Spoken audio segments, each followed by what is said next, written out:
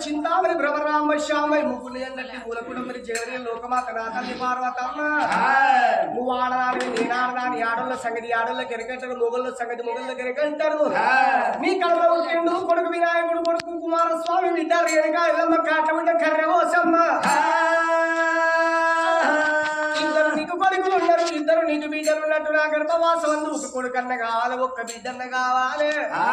కొడుకులు బిడ్డలు లేకపోతే తల్లిని పాదాల కడ మా ప్రాణం తీసుకుంటారు భార్య భర్తలు పదెళ్ళ పబ్బలు పట్టుకొని